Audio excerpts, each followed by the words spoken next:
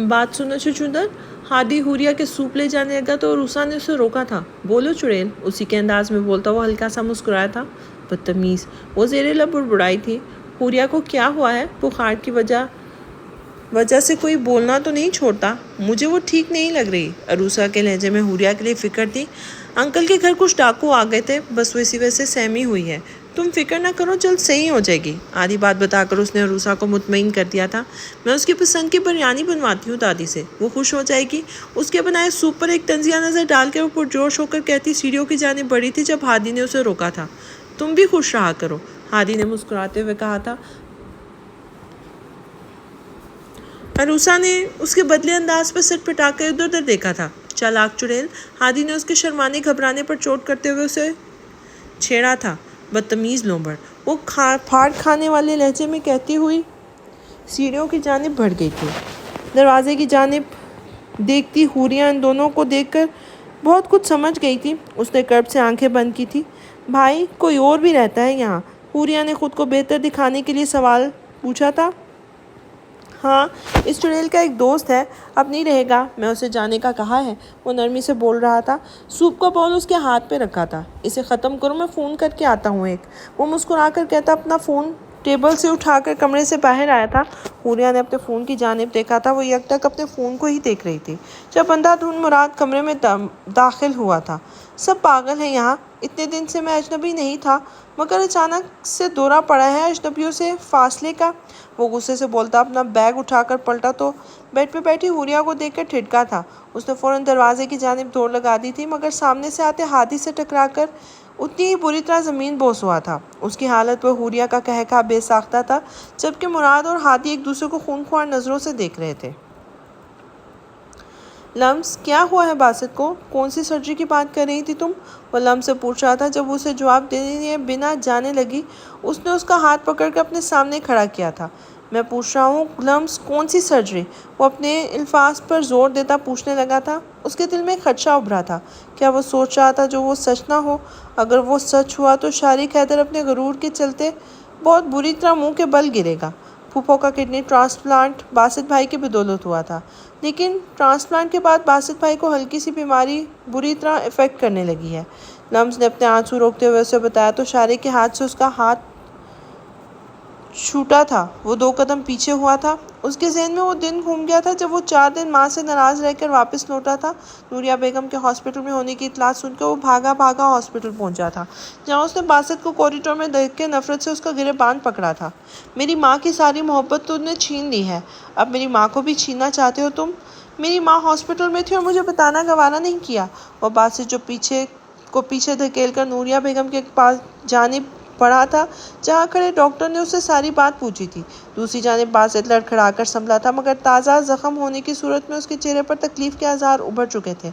अचानक से आपको किडनी का मसला हो गया अम्मी? नूरिया बेगम को होश आया तो उसने उनके दोनों हाथों को चूमते हुए पूछा था। नूरिया बेगम ने उसे हाथ छुड़ा लिए थे। भाई, आप बासित को बुलवा दें, मुझे दिखावे की मोहब्बत नहीं देखनी, नूरिया बेगम ने बेरुखी से कहा तो शारिक के दिल में बासित का नाम सुनकर चिंगारी जली थी। आप अभी भी उससे ही अच्छा कह रही हैं अम्मी? उसने मुझे आपके मुतालिक बताने की जहमत तक नहीं की। मैं अपनी माँ के पास सिर्फ उस वजह से नहीं था। वो गुस्से से बिपर कर बोला तो जाज़बा बेगम ने उसको खामोश रहने को कहा था। वो मुँह फेरता कमरे से निकल गया था। खाला को ज़रूरत है तुम्हारी शारिक, गुस्से से नहीं अक्ल से काम लो, बासित ने उसे रोकते हुए कहा था। शारिक ने उसे अपना हाथ छुड़वाया था।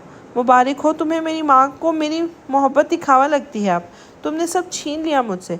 शारिक ज़ब्त की इंतहा पर था। बासित ने उसके कंधे पे हाथ रखा था। उनका ट्रांसप्लांट हुआ है शारिक, बहुत मुश्किल से सर्वाइव कर पाई हैं। हम सब बहुत परेशान थे किडनी डोनर की वजह से, इसलिए तुम्हें ढूंढ नहीं सके।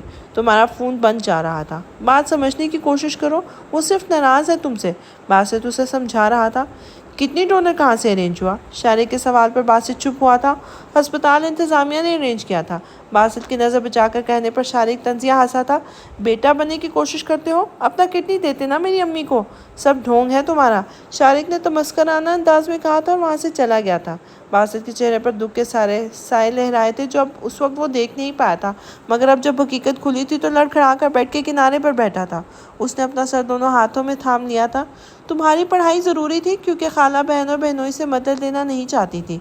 बासित भाई बेटा बन के کہ اس لیے وہاں جاتے تھے کہ وہ باسط بھائی کو انکار نہیں کر پاتی تھی۔ وہ اپنی ضد منوا لیتے تھے ان سے۔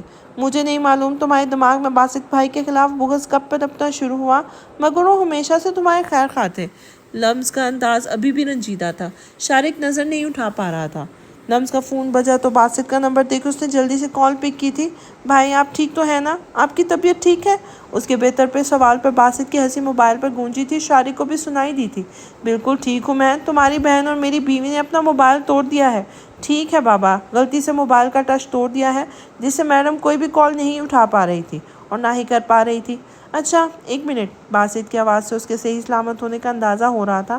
لمس نے بے ساختہ اللہ کا شکر ادا کیا تھا۔ دوسری جانب وہ بیہا کی چوڑیوں کی آواز سنائی دے رہی تھی۔ شاید وہ کوئی اشارہ کر رہی تھی۔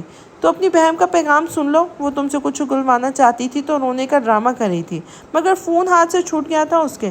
تو پریشان نہ ہونا، یہاں سب ٹھیک ہے۔ اب فون بند کر رہا ہوں، مجھے ذرا اپنی بیگم کی خبر لینے دو، باسط نے کہہ کر فون بند کر دیا تھا۔ لمس نے آسمان کی جانب دیکھ کر ایک بار پھر شکر ادا کیا تھا۔ تبھی شارق وہاں سے اٹھ کر کمرے سے نکل گیا تھا۔ لمس نے اسے جھکے سر کے ساتھ جاتے دیکھ لیا تو اسے پیچھے آئی تھی، مگر وہ تیزی سے گھر سے باہر نکل گیا تھا۔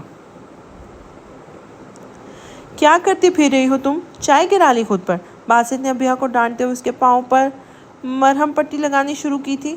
میں ڈور بیل کی آواز سے ڈر گئی تھی، اس نے اشارے سے بتایا تو باسط نے خفگی سے اسے دیکھا تھا۔ ڈور بیل ہٹوا دیتا ہوں، پھر تم دروازے کی آواز سے بھی ڈر جاؤ گی، باسط نے سنجیدگی سے کہا تو ابیہ نے اپنے پاؤں پیچھے کیا تھا۔ خبردار جو مجھے منہ بنا کر دکھایا، اگر تہمینہ آنٹی مجھے کال نہ کرتی تو یہ زخم بھی کھلے رہنے دینا تھا تم نے، باسط نے غصے سے اسے ڈپٹا تھا۔ وہ لمس کے سامنے تو آدھی بات چھپا گیا تھا، لمس کے سامنے ڈرامہ کرتے ہوئے ابیہ ڈور بیل کی آواز سے ڈر کے ہاتھ میں پکڑا چائے کا کپ خود گرا چکی تھی۔ پاؤں جلا تو ہاتھ سے فون چھوٹ کر زمین بوس ہوا تھا۔ پڑوس سے تہمینہ بیگم باسط کے کہنے پر ابیہ کو پوچھنے آئی تھی، جس کے لیے دروازہ کھولنے پر باسط تک اطلاع پہنچ گئی تھی، جس کا خود کا فون وہ جلد بازی میں ایئرپلین موڈ پر لگا کر گھر کے لیے نکل آیا تھا۔ یہاں آتے ابیہ نے اسے ساری بات سمجھا کر لمس کو مطمئن کرنے کہا تھا، جس کا فون کئی بار اس کے پاس آ چکا تھا۔ لمس کے سامنے ڈرامے کیوں کر رہی تھی؟ کیا جاننا تھا اس سے؟ باسط نے اس کے پاؤں کا زخم دیکھتے ہوئے پوچھا تھا۔ انداز سرسری تھا، گر ابیہ کے چہرے کے تاثرات بدل گئے تھے۔ باسط نے اس کے چہرے کی طرف دیکھا تو ساری بات اسے سمجھ آ گئی تھی۔ وہ اٹھ کے اس کے مقابل بیٹھا تھا۔ دیکھو میری طرف، ہم دونوں دکھ سکھ کے ساتھی ہیں، میں غلط تھا جو یہ بات چھپا گیا تم سے، باسط نے اسے خود بتانے کا فیصلہ کیا تھا۔ وہ جانتا تھا آج نہیں تو کل لمس اسے بتا دے گی اور پھر وہ اپنی ہی بیوی کا اعتماد کھو دے گا۔ ابیہ نے اس کے بازو کو پکڑا تھا۔ خالہ کو کڈنی دی تھی میں نے، اب جب بھی طبیعت خراب ہو تو لمس زیادہ پریشان ہو جاتی ہے، جبکہ میں بالکل ٹھیک ہوں۔ تم اب بھی وعدہ کرو بلا وجہ پریشان نہیں ہوگی۔ باسط کی آنکھوں میں آنسو دیکھ کر وہ نرمی سے صاف کرتا ہوا وعدہ لینے لگا تو وہ اس کے کندھے پر سر رکھ کے رونے لگی تھی۔ بس اسی لیے نہیں بتایا تھا میں نے، میری تیسری شرٹ خراب کرو گی تم ابیہ، آخر میں چڑھ کر اس کا نام لے کر اسے ساتھ لگا گیا تھا۔ کہاں جا رہی ہو لمس؟ لمس کو عجلت بھرے انداز میں گھر کے دروازے کی جانب بڑھتے دیکھ کر شاہینہ بیگم نے روک دیا تھا۔ وہ ایڑی کے بل گھوم کر جبراً مسکرائی تھی۔ حوریہ سے ملنے جا رہی ہوں، عروسہ بتا رہی تھی اس کی طبیعت خراب ہے، لمس نے نارمل لہجے میں انہیں بتایا تھا۔ آس پڑوس کی خبر لینے آتے ہی لینا شروع کر دی۔ شوہر کا معلوم ہے کہاں ہے؟ صبح سے رات ہونے کو آئی ہے، شارق واپس نہیں آیا ابھی تک۔ انہوں نے لمس کو شرمندہ کرنے کی پوری تیاری پکڑتے ہوئے اسے سنایا تھا تو لمس نے گہری سانس لی اور اس کے سامنے آلتی پالتی مار کر بیٹھ گئی تھی۔ آج اچھے سے میرے عقل و شعور کا سبق پڑھا دے، شوہر کے حقوق بھی بتا دے۔ یہیں بیٹھی ہوں، لمس نے اکتاتے ہوئے کہا تھا۔ شاہینہ بیگم نے تعجب سے اسے دیکھا تھا۔ آج سے پہلے کبھی ان کی ڈانٹ سن کر ایسا ری ایکشن نہیں دیا تھا۔ کیا کری ہوئی ہے؟ انہوں نے آنکھیں چھوٹی کرتے ہوئے اسے پوچھا تو وہ کھڑی ہوئی تھی۔ کیا مطلب کیا کری ہوں؟ آپ کی بات مان رہی ہوں، لمس نے سنجیدگی سے کہا تھا۔ شاہینہ بیگم اس کے پاس آئی اور اسے گلے لگایا تھا۔ کیا ہوا ہے لمس بیٹا؟ طبیعت خراب ہے، سمجھ گئی، پیپروں کی پریشانی ہے۔ کچھ نہیں ہوتا میرا بیٹا، میری بیٹی بہت لائق ہے، بہت اچھے نمبروں سے پاس ہو جائے گی، وہ محبت بھرے لہجے میں بول رہی تھی جو لمس نے انہیں پیچھے کیا تھا۔ پل میں تولا پل میں ماشا والا حال ہے آپ کا، داماد کی محبت کا غبارہ ہوا چھوڑ گیا ہے اب، لمز نے ہنستے ہوئے کہا تو شاہینہ بیگم نے اس کی کمر پر تھپڑ لگایا تھا۔ ماں سے ڈرامے کرتے شرم تو نہیں آتی؟ ناہنجار اولاد! شاہینہ بیگم شرمندہ ہوتے اسے سنا کر وہاں سے چلی گئی تھی۔ لمز نے اس کے جاتے ہی فخریہ انداز میں اپنے فرضی کالر جھاڑے تھے۔ سب کو سیدھا کرنا جانتی ہے لمز۔ خود کو داد دیتی وہ باہر کی جانب قدم بڑھا گئی تھی۔ شارق کے جانے کے 1 گھنٹے بعد ہی اس کا میسج آ گیا تھا کہ وہ لاہور واپس جا رہا ہے۔ اس کے پیپرز کے بعد اسے لینے آئے گا۔ لمز نے اسے کوئی جواب نہیں دیا تھا۔ وہ چاہتی تھی کہ اگر وہ شارق کو معاف کرے تو شارق بھی مخلص ہو کر اس کے سب رشتوں سے جڑے۔ باسط کی اہمیت اس کی زندگی میں اس کے ماں باپ کے بعد آتی تھی۔ وہ اس کے لیے سگے بھائی سے بڑھ کر تھا، جس نے بڑے بھائی ہونے کے ساتھ ساتھ اسے باپ کی طرح شفقت بھی دی تھی۔ اس کے باسط کے ساتھ اتنی نزدیکی پر گھر میں ان کے نام کے ساتھ جوڑنے کی باتیں چلی تو لمز پہلی بار گھر والوں کے سامنے روئی تھی۔ سب گھر والے ان کے تعلق کو سمجھ گئے تھے، اس لیے دوبارہ ویسی کوئی بات انصاری ولا میں دہرائی نہیں گئی تھی۔ شارق کا باسط کو لے کر اس کے کردار پر سوال اٹھانا لمز کو گرب سے دوچار کر گیا تھا۔ دوسرا، وہ باسط سے شارق کی جلن کے بارے میں نہیں جانتی تھی، لیکن محسوس کر گئی تھی۔ اس نے شارق کے ساتھ زندگی گزارنے کا فیصلہ رخصتی کے دن لیا تھا، مگر ساتھ ہی وہ خواہش مند تھی کہ شارق اور باسط کے درمیان سب ٹھیک ہو، جو دیر سے ہی صحیح لیکن ہونے جا رہا تھا۔ کار کی سیٹ کے پش سے ٹیک لگائے وہ حویلی کو دیکھ رہا تھا، جہاں آگ لگانے کے لیے فائر بریگیڈ پہنچ گئی تھی۔ وہ زخمی سا مسکرایا تھا۔ یہ حویلی اتنے لوگوں کا خون پی کر بھی سلامت ہے؟ وہ تلخی سے بولا تھا اور پھر اپنا ڈیش بورڈ سے فون اٹھا کر آن کیا تھا، جہاں ملک تراب علی کے کئی میسیجز آئے ہوئے تھے، مگر اسے حیرانی سمت کے میسیج دے کر ہوئی تھی۔ تم اور تمہاری بیوی سلامت ہے تو مجھ سے کیا کام پڑ گیا تمہیں؟ بابر کا انداز بے لچک تھا۔ سمجھ جو کب سے اسی کا منتظر تھا فوراً کال اٹھا چکا تھا، مگر بابر کی تلخی نے اسے دکھ کی گہرائی میں اتار دیا تھا۔ میں جانتا ہوں ہمارے درمیان کبھی کچھ ٹھیک نہیں رہا، لیکن اس نے بہت کوشش کے بعد الفاظ کا چناؤ کیا تھا بولنے کے لیے، جن سے بابر کو خود سے مزید متنفر ہونے سے روک سکے۔ ہم بھائی ہیں بابر، میں نہیں چاہتا تم اس دلدل میں خود کو دھنساؤ۔ میں اتنی فکر، اتنی محبت۔ خیر ہے مسٹر عبدالصمد، کون سا گول چکر کاٹ رہے ہو جو نفرت کے رستے پر پھول بچھانے کے لیے گھل رہے ہو؟ بابر طنزیہ بولا تو صمد نے بے ساختہ اپنی پریشانی مسلی تھی۔ اپنے بچپنے اور غصے میں کی گئی غلطیاں سدھارنا چاہتا ہوں، اپنا بھائی مانگ رہا ہوں تم سے۔ مجھ سے سارے رشتے ایسے دور ہوئے ہیں کہ مخلص رشتوں کے لیے مجھے بھیک بھی مانگنی پڑے تو پیچھے نہیں ہٹوں گا۔ صمد کی آواز اس کے اندرونی خلفشار اور توڑ پھوڑ کا پتہ دے رہی تھی۔ لیکن بابر رشتوں کے لیے بھیک نہیں مانگے گا، نہ اب اور نہ ہی اب کسی کو بابر ملے گا، بابر کہہ کر فون بند کر دیا تھا اور پھر سیٹ کی پش سے ٹیک لگا کر اپنے فون میں موجود حوریہ کی ساری فوٹوز ڈیلیٹ کرنے لگا تھا۔ آج یہ آخری پل ہے جب میرا نام تمہارے فون کی اسکرین پر ابھرا ہے۔ بابر نے کھوٹ زدہ محبت نہیں کی جو تمہارے فیصلے کا احترام بھی نہ کر سکوں۔ خدا حافظ، فی امان اللہ۔ بابر تمہاری زندگی سے ہمیشہ کے لیے جا رہا ہے۔ میسج بھیج کر اس نے اپنا فون سے سم نکال کر توڑ کر پھینک دی تھی۔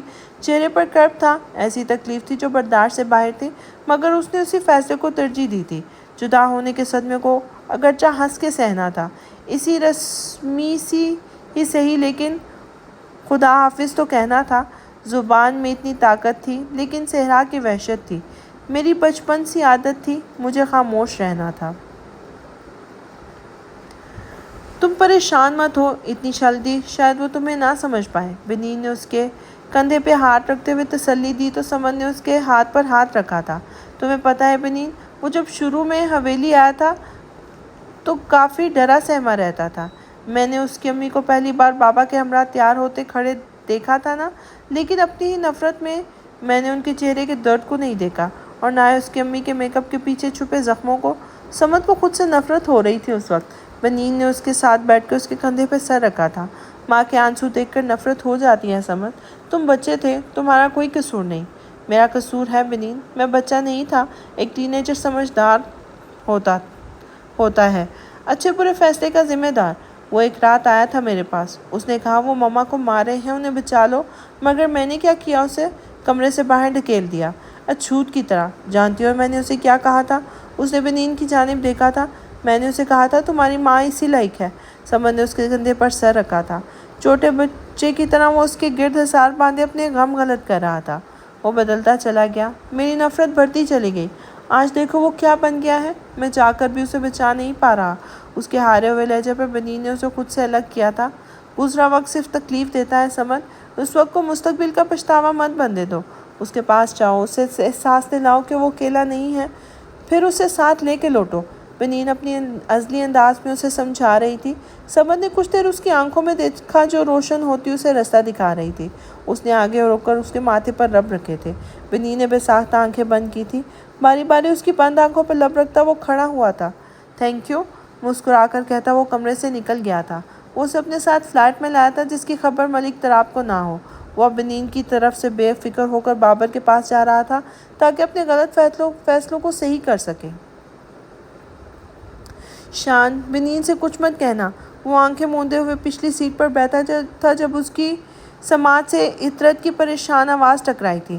میرے لیے اس کی حفاظت پہلے ہے ماما، اس نے آنکھیں موندے ہی جواب دیا تھا۔ البتہ لہجے میں ناراضگی تھی۔ عطرت نے بے ساختہ اگلی سیٹ پر بیٹھے مدثر صاحب کی جانب دیکھا تھا جو پیچھے ہی دیکھ رہے تھے۔ انہوں نے آنکھوں ہی آنکھوں میں اسے تسلی دی تھی۔ وہ لوگ کار بک کروا چکے تھے۔ وجہ شان کی ضد تھی۔ انہیں آدھی رات سے اوپر کا وقت ہو گیا تھا سفر کرتے ہوئے، اس لیے عطرت بیگم شان کا بازو پکڑ کر اس پہ سر ٹکا گئی تھی۔ شان نے بنا کچھ کہے اپنے بازو پھیلا کر انہیں آرام دیا تھا تاکہ ان کی کمر میں درد نہ ہو، گردن نہ اکڑے۔ مدثر صاحب دھیما سا مسکرائے تھے۔ شان، تم کب واپس آؤ گے؟ آنکھیں موندے وہ ماضی کی یاد میں کھو گیا تھا۔ میرے واپس آنے کی تمہیں اتنی جلدی کیوں ہے؟ میری یونیورسٹی فیلو کے بھائی کی شادی ہے پرسوں، وہ اتنی خوشی خوشی سب تیاریاں کر رہی ہیں، اور تمہیں پتہ ہے اس کی بھابھی بہت پیاری ہے۔ بنین، مدعے پر آؤ، وہ عباسی لیتے ہوئے بولا تو بنین نے اس کے چہرے پہ بیزارگی دیکھ کے منہ بنایا تھا۔ مدعے کی بات یہ ہے کہ تم میرے بھائی ہو اور خوش قسمتی سے بڑے بھی ہو، تو میری خواہش ہے کہ تمہاری بھی شادی ہو اور میں انجوائے کروں۔ بنین کی اتنی لمبی تمہید پر اس نے چونک کر اسے دیکھا تھا جس کے چہرے پر مذاق کی کوئی رمت نہیں تھی۔ اگر یہ مذاق ہے تو بہت چیپ ہے، اور اگر تمہارے دماغ میں کوئی ایسی کھچڑی پک رہی ہے تو بہتر ہوگا اس خیال کو جھٹک دو دماغ سے۔ شان نے سنجیدگی کا لبادہ اوڑھے صاف دو ٹوٹک انداز میں رائے دی تھی۔ ویسے شان، ہم دوست بھی تو ہیں، اگر وہاں کوئی پسند آ گئی ہے تو مجھے بتا سکتے ہو، آخر بہن ہی تو بھائی کے کام آتی ہے۔ شان نہیں جانتا تھا کہ اس وقت بنین کو اس کا بہن کہنا کیوں برا لگ رہا تھا، جبکہ وہ تو شروع سے اسے بھائی کہتی آئی تھی۔ بتا بھی چکو اب کوئی پسند ہے نا، اسی لیے اس موضوع سے بچنا چاہتے ہو؟ اس بار بنین نے جانتی نظروں سے اسے دیکھا تو شان نے غور سے اس کا چہرہ دیکھا تھا۔ پہلے نہیں تھی لیکن اب ہے، وہ سوچ سوچ کر بول رہا تھا۔ نظروں کا فوکس بنین کے چہرے پر تھا۔ دماغ میں بچپن میں بولے ماں کے الفاظ گونجے تھے۔ اسی پل شان کے دل کی دنیا بدلی تھی۔ وہ شان کی گڑیا ضرور تھی مگر بہن تو نہیں تھی۔ اب بابا کو بتاتی ہوں، ان کے لاڈلے نے وہاں دل لگا لیا ہے، بنین اسے وارن کرتی پیچھے ہوئی تو شان ریلیکس انداز میں کرسی کی پوچھ پر ٹیک لگا کر اسے جانے کا اشارہ کرنے لگا تھا۔ تم مجھ سے مذاق کر رہی ہو نا، بعد میں مجھ پہ ہنس سکو۔ بنین نے آنکھیں چھوٹی کیے اسے گھورا تو وہ ہنسنے لگا۔ اسے اس طرح ہنستے دیکھ کر بنین نے اپنے دونوں ہاتھ سے اس کا منہ نوچنے کے لیے آگے بڑھائے تھے، پھر یاد آتے ہی فوراً سامنے اسکرین سے وہ منہ بسوڑ کر رہ گئی تھی۔ شان کے چہرے کی مسکراہٹ دیکھ کے مدثر صاحب گاہے بگاہے اس کے پر نظر ڈال رہے تھے، دکھ سے مسکرا دیے تھے۔ تم چلو گی میرے ساتھ؟ ہادی نیچے آیا تو مراد نے اسے دیکھ کر عروسہ سے پوچھا تھا۔ ماما پاپا کی یاد آ رہی ہے مراد، وہ تخت پہ سکڑ کر بیٹھی بوجھل لہجے میں بولی تھی۔ تو پھر چلو میرے ساتھ، تمہاری کلاسز بھی کافی مس ہوئی ہیں، وہ بھی کور کر لینا، مراد نے اسے مشورہ دیتے ہوئے کہا تو پیچھے کھڑے ہادی کو تو آگ ہی لگ گئی تھی۔ نہیں، مجھے یونیورسٹی نہیں جانا، ویسے بھی وہاں وہ تمہاری سگی موجود ہوگی، مجھے اس کی شکل بھی نہیں دیکھنی۔ عروسہ نے فوراً اس کے مشورے کو نفی کرتے ہوئے کہا تو مراد نے اپنی پاکٹ سے چاکلیٹ نکال کر آدھی اپنے پاس رکھ کر باقی عروسہ کی جانب بڑھائی تھی۔ اس کی فکر مت کرو تم، ساول بتا رہا ہے اس نے مجھ سے مایوس ہو کر ساول کی جانب قدم بڑھا دیے ہیں، اور ساول کو مجھ سے دوستی ختم کرنے کا بھی کہا ہے۔ وہ ریلیکس انداز میں چاکلیٹ کا بائٹ لیتے ہوئے بولا تو عروسہ نے چاکلیٹ بائٹ لیتے ہوئے ہنسی دبائی تھی۔ تو گویا محبت دوست کو بھی لے اڑی۔ عروسہ نے اسے ہنستے ہوئے چھیڑا تو وہ منہ بگاڑ گیا تھا۔ محبت نہیں ہے وہ میری، پتہ نہیں کیوں میرا دماغ خراب کیا ہوا تھا جو میں نے اس سے بات کی، صرف اس کی وجہ سے تم مجھ سے اتنا عرصہ دور رہی۔ امی تو پورا بندوبست کر چکی تھی تمہیں ہمیشہ کے لیے مجھ سے دور کرنے کا، وہ تو میں بھاگ کر یہاں آ گیا، مراد نے راز دراندہ انداز میں بتایا تو عروسہ نے افسوس سے نفی میں سر ہلایا، اپنی چاکلیٹ اس کی جانب بڑھائی تھی۔ ہادی پیچھے سے آتا عروسہ کی بڑھائی چاکلیٹ ایک ہی بائٹ میں کھا گیا تھا۔ دکھ سکھ بانٹ لیے ہو تو چلو، تمہیں اسٹیشن چھوڑ دوں۔ ہادی نے دونوں کے غصے سے بھرے چہرے کو اگنور کرتے ہوئے نارمل انداز میں کہا تھا، عروسہ بھی آ رہی ہے میرے ساتھ۔ مراد نے کھڑے ہوتے ہوئے آگاہ کیا تو ہادی نے کندھے اچکائے تھے جیسے اسے کوئی فرق نہ پڑا ہو۔ عروسہ اس کے انداز پر اپنی مٹھیاں بھیجی تھی۔ میں دادا داسی سے بات کر کے آتی ہوں، چپتے لہجے میں وہ کہہ کر اندر کی جانب بڑھ گئی تھی۔ اس کے اس طرح جانے پر وہ مسکرایا تھا۔ تمہارے پھپھو کا کیس، اس کا کیا بنا؟ مراد نے ایک خدشے کے تحت پوچھا تھا۔ وہ جانے سے پہلے عروسہ کی زندگی کے اس مسئلے کو پیچھے چھوڑ کر جانا چاہتا تھا تاکہ عروسہ مزید ہراساں نہ ہو۔ وہ کیس کھول کر بھی کوئی فائدہ نہیں ہوگا۔ ان کا گنہگار مر چکا ہے اور میں مزید عروسہ کو کوئی ذہنی اذیت جھیلنے نہیں دے سکتا۔ تو کیا یہ سب یہی سمجھتے رہیں گے کہ وہ اس کرپٹ انسان کی بیوی تھی؟ مراد نے پوچھا تو ہادی نے گہری سانس لی تھی۔ ایک فائل میں لکھ دینے سے کہ وہ ان کی بیوی تھی، وہ ان کی بیوی نہیں بن جائے گی۔ لیکن پھر بھی میں ثبوت مہیا کر چکا ہوں۔ ملک اشفاق کی سچائی سب کے سامنے ہے، لیکن کیس نہیں کھلوا سکتا۔ ہادی نے سنجیدہ لہجے میں اسے وضاحت دی تھی۔ اس دوران وہ عروسہ کی موجودگی محسوس نہیں کر پایا تھا۔ کیوں؟ کیا مطلب کیوں؟ کیا تم نہیں جانتے ان کے قتل کی گواہ عروسہ ہے؟ اور اگر یہ کیس کھلا تو نہ صرف عروسہ کو ذہنی اذیت ملے گی، اس شخص کو اب کوئی سزا نہیں مل سکتی تو کیوں بے وجہ اس کیس کو کھولنا؟ ہادی نے چڑھتے ہوئے کہا تھا۔ وہ مراد کے ایک ہی رٹ لگانے سے چڑ گیا تھا۔ لیکن میں چاہتی ہوں ان کا کیس کھلے۔ میں گواہی دوں گی، میں نے سب دیکھا تھا۔ بے شک وہ ظالم آدمی مر چکا ہے، مگر میری آدمی کا قتل اس پر معاف نہیں ہوا۔ عروسہ ان کے پاس آتے روتے ہوئے بولی تو ہادی اس کے رونے پر بے چین ہوا تھا۔ تم جانتی ہو ایک جھوٹ کے دربار میں سچ بولنے کی سزا کیا ہو سکتی ہے؟ وہ ملک تراب اپنے بیٹے کے گناہوں کو جھٹلا رہا ہے، گواہوں کو خریدتا ہے تاکہ اپنے اس بدذات بیٹے کی موت کو کیش کرا سکے، اور تم ان کے سامنے جا کر انہیں احساس دلانا چاہتے ہو کہ وہ تمہیں بھی نقصان پہنچائے؟ کبھی نہیں، میں ایسے کبھی نہیں ہونے دوں گا، ہادی اسے سمجھاتے ہوئے کہہ رہا تھا۔ عروسہ نے نفی میں سر ہلایا تھا۔ آنی کو انصاف ملنا چاہیے، اس نے آنسو پوंچھتے ہوئے کہا تھا۔ ہادی نے ان کے دونوں ہاتھ پکڑ کے اسے جھٹکا تھا۔ کیسے ملے گا انصاف؟ تمہاری گواہی سے؟ فار گاڈ سیک عروسہ، بچپنے سے باہر آ جاؤ، اس دنیا کی حقیقت کو پہچانو۔ تمہاری گواہی تمہیں پاگل خانے میں ڈلوا سکتی ہے، تمہارے سائیکیٹرسٹ کے پاس جانا ہی کافی ہوگا ان کے کیس جیتنے کے لیے۔ ہادی نے اسے آئینہ دکھایا تو عروسہ نے اسے پیچھے دھکیلا تھا۔ تو تم کرنا میری حفاظت، تم کیوں بزدلوں کی طرح پیچھے ہٹ رہے ہو؟ عروسہ کی ضد پر اس بار مراد نے تعصب سے سر ہلا دیا تھا۔ وہ ہادی کی بات سمجھ گیا تھا، مگر عروسہ کے انداز سے لگ رہا تھا کہ وہ نہیں سمجھے گی، اس لیے وہ بیگ لے کر تخت پہ بیٹھ گیا تھا۔ یہ حقیقی دنیا ہے عروسہ، اس میں کوئی آئرن مین یا سپر ہیرو نہیں ہو۔ میں کوئی آئرن مین یا سپر ہیرو نہیں ہوں، ایک عام سا شہری ہوں۔ میں ہر جگہ تمہاری حفاظت نہیں کر سکتا، اس لیے جو میں نے کہا ہے اسے سمجھو۔ اب بحث مت کرنا، اپنے کمرے میں جاؤ فوراً۔ آخر میں وہ بنا لحاظ کے اسے جانے کا کہہ چکا تھا۔ عروسہ شاکی نظروں سے اسے دیکھتی اپنے کمرے میں چلی گئی تھی۔ وہ مراد کی جانب مڑا، وہ اسے ہی دیکھ رہا تھا۔ تمہیں بھی مزید کچھ کہنا ہے؟ وہ غصے سے بولا تو مراد نے نفی میں سر ہلایا اور تخت پر ہی لیٹ گیا تھا۔ میں صبح جاؤں گا، اس نے کہہ کر تخت پر موجود چادر اوڑھ لی تھی۔ ہادی سر جھٹکتا اوپر کی جانب بڑھ گیا تھا، جہاں ایک اور منظر اس کا منتظر تھا۔ وہ اوپر کی جانب بڑھ گیا تھا جب اس کا فون بجا تھا۔ وہاں سے ملنے والی خبر نے اسے پریشان کر دیا تھا۔ وہ کب سے اپنی فون کو دیکھ رہی تھی جس پر بابر کا میسج کھلا تھا۔ وہ کئی بار اس میسج کو پڑھ چکی تھی۔ بابر کے چلے جانے کا خیال ہی اس کی روح نکالنے لگا تھا۔ وہ کئی بار اس کو فون ملا چکی تھی، مگر نمبر بند جا رہا تھا۔ آنکھوں میں آنسو تھے جو بابر کے منتظر تھے۔ اس نے سیدھا ہونا چاہا تو اس کا ہاتھ ریموٹ پر رکھا تھا۔ سامنے ٹی وی آن ہوا تھا۔ مراد نیوز دیکھ کر ٹی وی کو ویسے ہی بند کر چکا تھا۔ اب ٹی وی چلتے ہی سامنے خبر چل پڑی تھی، البتہ آواز کم تھی، مگر پھر بھی وہ بابر کی آواز پہچان گئی تھی۔ وہ اسکرین کی جانب بڑھی تھی، جہاں نظر تو ملک تراب آ رہا تھا، مگر آواز بابر کی تھی۔ ذلیل انسان، آستین کے سانپ بنے، ہمیں ڈستے رہے تم۔ ملک تراب علی کی آواز پر بابر کا کہا واضح سنائی دیا تھا، جب ایک دم آنکھ بھڑکی تھی۔ ملک تراب ڈر کے پیچھے ہوئے تھے۔ اس تکلیف سے تم تکلیف مل رہی ہے آپ کو گرینڈ پا؟ ایک آخری سیلفی ہو جائے۔ موت کا رخ، فون کا رخ بابر کی سمت ہوا تھا، تبھی کوئی نیوز والا درمیان میں آ گئی تھی۔ حوریہ نے ریموٹ تلاش کر کے بے چینی سے چینل بدلا تھا۔ جہاں بابر ہنس رہا تھا، اس کے چہرے پر ہر دکھ हंसी खोखली थी। वो बेसाख्ता स्क्रीन के सामने बैठी थी। वो बेयकीन सी स्क्रीन पर चलते मंजर को देख रही थी जो हर न्यूज़ चैनल की हेडलाइन बना हुआ था।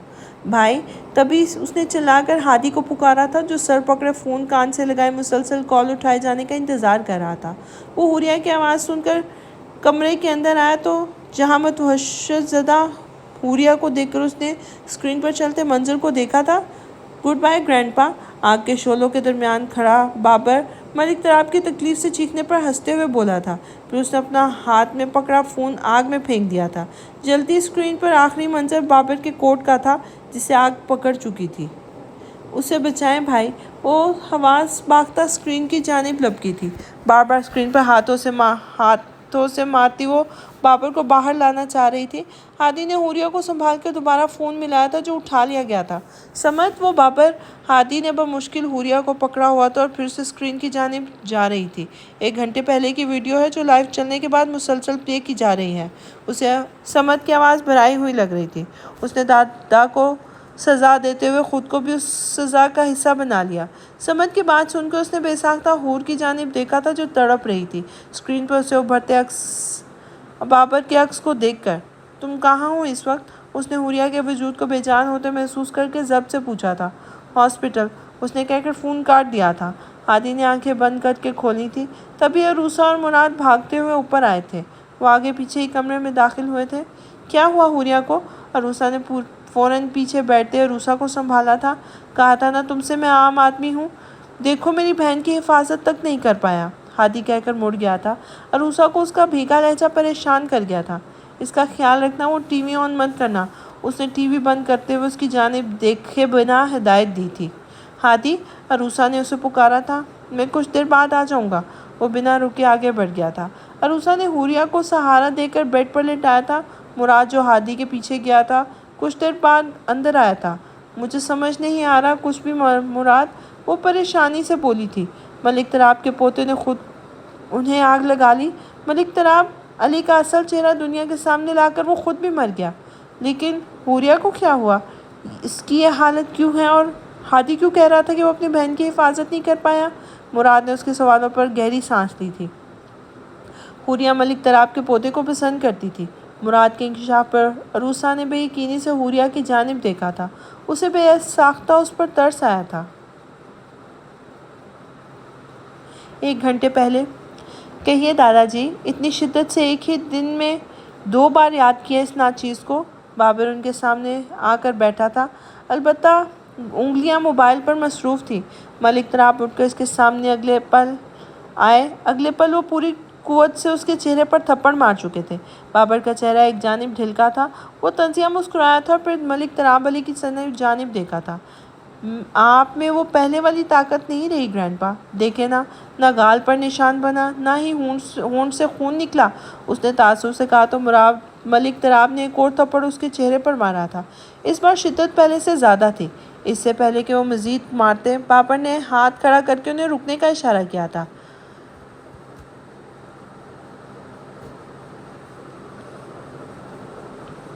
एक चीज़ भूल रहे हैं आप, मुझे मारते हुए वीडियो नहीं बनाएंगे। चले, आपका एक काम मैं कर देता हूँ। नॉर्मल अंदाज में कहते हुए उसने फ़ोन का कैमरा अपने और मलिक तराब के ऊपर सेट किया था। चलें, कंटिन्यू करते हैं। मलिक तराब अली अपने गुस्से में नोट नहीं कर पाए कि वीडियो लाइव जा रही है। तूने मारा मेरे बेटे को, बाप था वो तेरा। उन्होंने अब एक बार फिर उस पर हाथ उठाते हुए कहा।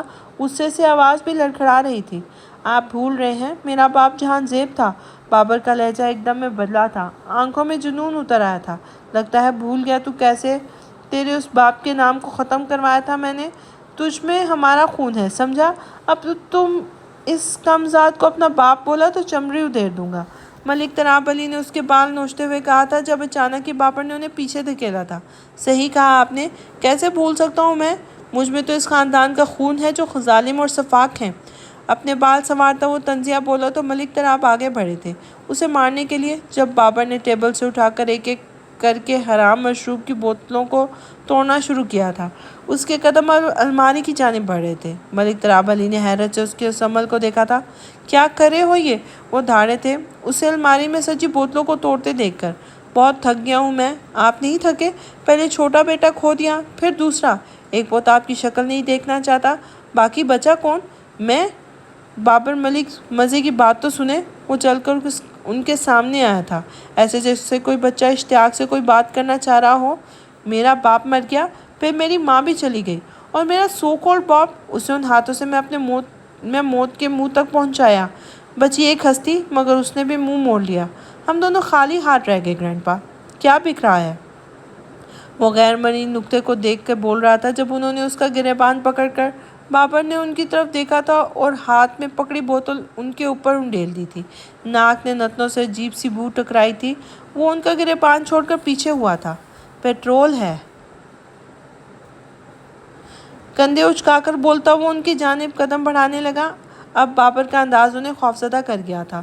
آج ہم دونوں ایک ساتھ یہیں اپنے گلے شکوے دور کریں گے، بس 1 منٹ۔ کچھ یاد آنے پر وہ رکا تھا۔ جب جیب سے لائٹر نکال کے اسے جلاتے وہ ملک تراب کی جانب ہاتھ بڑھا گیا تھا۔ بابر، وہ دروازے کی جانب بھاگتے اسے روکنے کی خاطر بولے تھے۔ بند ہے، کوشش بیکار ہے، واپس آ جائیں۔ ڈر کیوں رہے ہیں؟ میں ہوں نا آپ کے ساتھ، وہ کسی بچے کی طرح انہیں بہلاتے ہوئے بولا تو ملک تراب نے دروازہ بجانا شروع کر دیا تھا۔ وہ نفی میں سر ہلاتا اپنے موبائل کی جانب بڑھ گیا تھا۔ آپ بھی نا، ویڈیو بھی صحیح نہیں بنے گی۔ موبائل کی اسکرین ہوا میں کرتے ہوئے اپنے اور ملک تراب کی جانب کیمرہ لایا تھا۔ ایک اور اعتراف کرتے ہیں، کریں نا دادا جی، ورنہ ہو سکتا ہے میرے ہاتھ سے لائٹر چھوٹ جائے، وہ معصومیت سے بولا تو ملک تراب نے بے بسی سے تھوک نکلا تھا۔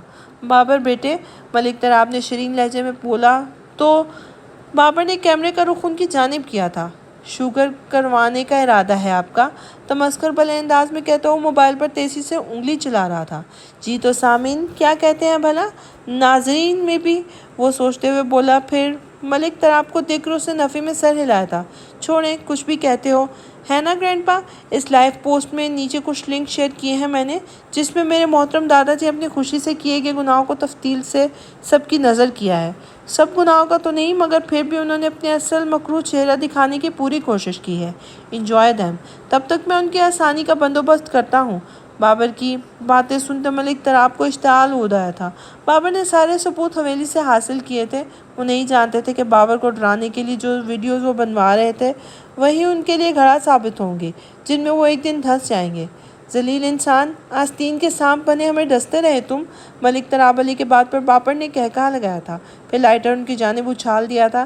ایک دم آگ بھڑکی تھی۔ ملک تراب علی ڈر کے پیچھے ہوئے تھے، مگر آگ ان کے وجود کو لپیٹ میں لے چکی تھی۔ اس تکلیف سے کم تکلیف مل رہی ہے آپ کو گرینڈ پا، ایک آخری سیلفی ہو جائے۔ بابر کیمرے کے سامنے آیا تھا۔ ہم دونوں پر افسوس کرنے والا کوئی نہیں ہوگا گرینڈ پا۔ گڈ بائے گرینڈ پا۔ آگ پورے کمرے میں پھیل چکی تھی۔ بابر نے موبائل ایک جانب پھینک دیا تھا۔ ملک تراب علی کی چیخیں وہاں گونج رہی تھی جب بابر کے کوٹ نے آگ پکڑی تھی۔ وہ تلخی سے مسکرا کر صوفے پہ بیٹھ گیا تھا۔ آگ پھیلتے ہوئے صوفے کو بھی اپنے لپیٹ میں لے گئی تھی۔ بابر نے اپنی پاکٹ سے گن نکالی تھی۔ ہمارا بیٹا بہت بہادر ہے ماجبین، دیکھنا ایک دن سب لوگ اس کی بہادری دیکھیں گے۔ آنکھوں کے سامنے ابھرتی تصویریں بابر کی آنکھوں میں آنسو لے آئی تھیں۔ بابر بیٹا، ظالم کتنا ہے ظلم کر لے ایک دن منہ کے بل گرتا ہے، ان کے سامنے کبھی ہار مت ماننا، ان کا وقت قریب ہے بیٹا، بس تم مت جھکنا۔ زخمی وجود لیے وہ اس کے ہاتھ پکڑے نصیحت کر رہی تھی۔ منظر پھر بدلا۔ جب تک مٹی کا آخری ذرہ تیری ماں کے وجود کو ڈھانپ نہ دے وہاں سے نظریں مت ہٹانا۔ دنیا میں رہنا ہے تو لوگوں میں خوف پیدا کرنا ہوگا۔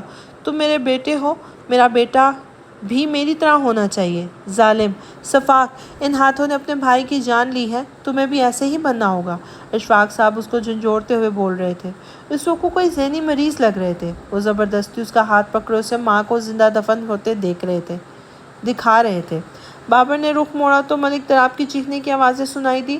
ان کا وجود زمین پہ گر چکا تھا۔ چلے جائیں میری زندگی سے، ہوریا کی آواز اس کے کانوں میں گونجی تو گن والا ہاتھ اوپر اٹھا تھا۔ پھر وہاں گولی کی آواز گونجی تھی۔ موت کا سناٹا ہر جانب چھا گیا تھا۔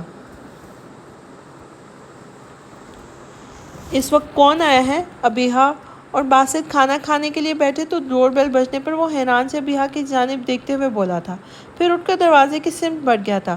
دروازہ کھولنے پر سامنے کھڑے شارق کو دیکھ کے وہ چونکا تھا۔ تم یہاں؟ اندر آؤ۔ وہ شارق کو بازو سے پکڑ کر اندر لایا تھا۔ ابیہا بھی حیرانگی سے انہیں دیکھ رہی تھی۔ کچھ دیر بعد وہ دونوں آمنے سامنے بیٹھے تھے۔ کراچی سے یہاں اچانک آ گئے تم؟ سب خیریت ہے نا؟ باسط نے پریشانی سے پوچھا تھا۔ ابیہا شارق کو بولتے نہ دیکھ کر کمرے میں گئی تاکہ لمح سے پوچھ سکے، شارق چپ کیوں ہو؟ باسط نے اس کا بازو ہلایا تو شارق نے سر اٹھایا تھا۔ بابا نے بیمار ہونے پر تمہیں کیوں بلایا تھا؟ مجھے کیوں نہیں؟ شارق کے سوال پر باسط سیدھا ہوا تھا۔ مجھے اپنی دل پر لگی ہر گرہ کھولنی ہے۔ شارق کے اگلے جملے پر اس نے گہری سانس لی تھی اور اس کے کندھے پہ ہاتھ رکھا تھا۔ خالو نہیں چاہتے تھے کہ تم اتنے سالوں بعد اپنے باپ کو اس حالت میں دیکھو۔ دن رات کی مزدوری نے انہیں کمزور کر دیا تھا۔ وہ واپس لوٹنا چاہتے تھے مگر تمہارے سامنے ان حالات میں نہیں آنا چاہتے تھے۔ انہوں نے ابو کو بلایا تھا، میں بس ضد کر کے ان کے ساتھ گیا تھا۔ انہوں نے کبھی مجھے تم پر فوقیت نہیں دی۔ باسط نے اسے بتایا تو شارق نے ایک بار پھر سر جھکایا تھا۔ تم نے میرے ساتھ ہی داخلہ کیوں لیا تھا؟ اگلے سوال پر باسط مسکرایا تھا۔ گھر کی ذمہ داریوں کی وجہ سے میری پڑھائی رک گئی تھی۔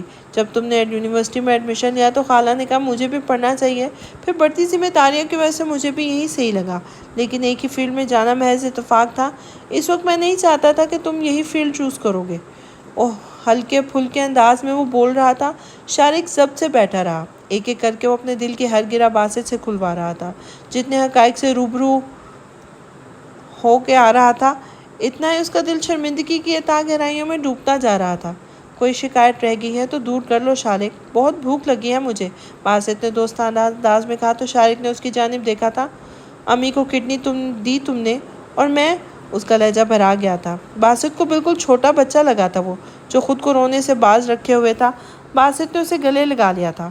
بڑا بھائی ہوں تمہارا، تم چاہے میرے چھوٹے بھائی کی طرح ٹریٹ کرتے رہے ہو، لیکن مجھے اپنے بھائی کا خیال رکھنا تھا۔ باسط کے محبت بھرے جواب پر شارق نے کس کر اسے گلے لگایا تھا۔ اس کے جواب پر باسط خود کے مسکرایا تھا۔ I'm sorry، مجھے معاف کر دو، ہمیشہ تمہیں غلط سمجھتا رہا، حسد کرتا رہا تم سے۔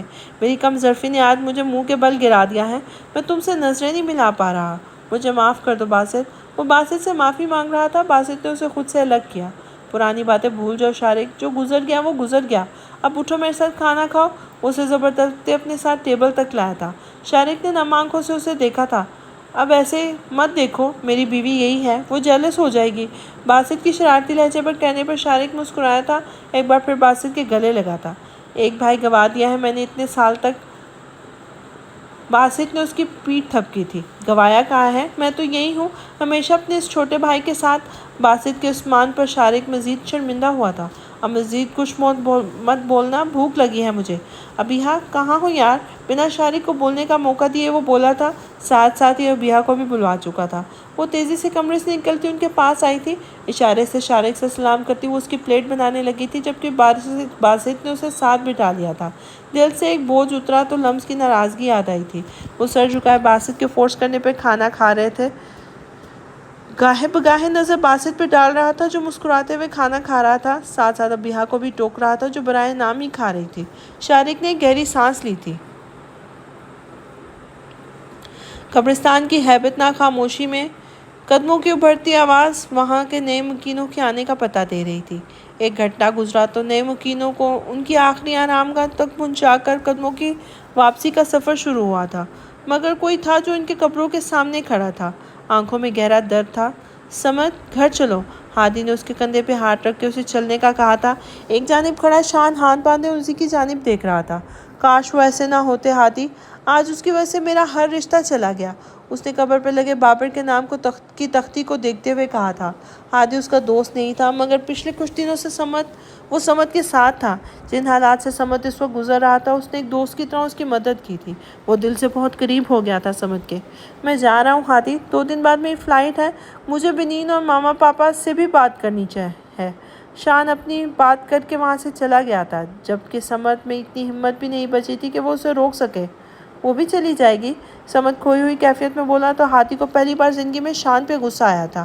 کہیں نہیں جائے گی وہ، تم چلو میرے ساتھ۔ وہ زبردستی اسے ساتھ لے کر بڑھ گیا تھا۔ سمت کو گاڑی میں بٹھا کر دوسری جانب آیا تو اس کا فون بجا تھا۔ غیروں کے غم میں گھلتے رہو تمہاری اپنی بہن کو ابھی تک ہوش نہیں آیا ہے ہادی؟ عروسہ کی شدید غصے سے بھری آواز سن کر اس نے تفکر سے سمت کی جانب دیکھا تھا۔ میں کچھ دیر تک آ رہا ہوں، اس نے کہہ کر فون بند کر دیا تھا۔ ہادی کو اس کے اپارٹمنٹ چھوڑ کر وہ گھر کے لیے نکل گیا تھا۔ ماما اسے دیکھے ذرا، یہ کیسی باتیں کر رہا ہے، میں کہیں نہیں جا رہی اس کے ساتھ۔ سمت نے فلیٹ میں قدم رکھا تو اس کے کانوں سے بنین کی جھنجھلائی ہوئی آواز ٹکرائی تھی۔ تم میرے ساتھ چلو گی بنین؟ میں ہرگز تمہیں اس انسان کے ساتھ نہیں چھوڑ کر جاؤں گا۔ وہ انسان شوہر ہے میرا، بنین نے غصے سے کہا۔ شان نے اپنے ہاتھوں سے اپنا سر تھاما تھا اور پھر ایک دم اس کی جانب بڑھا تھا۔ زبردستی اس نے نکاح کیا، تم پھر بھی اس کے نکاح کا ثبوت تمہارے پاس اس کے نکاح کا ثبوت تک نہیں ہے، وہ گھٹیا انسان۔ شان چلائے تو بنین نے اس کا گریبان پکڑا تھا۔ اسے ضرورت ہے میری، میں اسے چھوڑ کر نہیں جاؤں گی کبھی بھی۔ رہی بات ثبوت کی، نکاح کے ثبوت کی، تو وہ پیچھے ہو کر آنسو صاف کرتی اپنا پرس اٹھا کر باہر آئی تھی۔ عطرت بیگم اور مدثر صاحب خاموش کھڑے تھے۔ وہ پہلے ہی بنین کا فیصلہ جانتے تھے، مگر اس بار وہ شان کو جان لینے دینا چاہتے تھے کہ بنین سمد کو قبول کر چکی ہے۔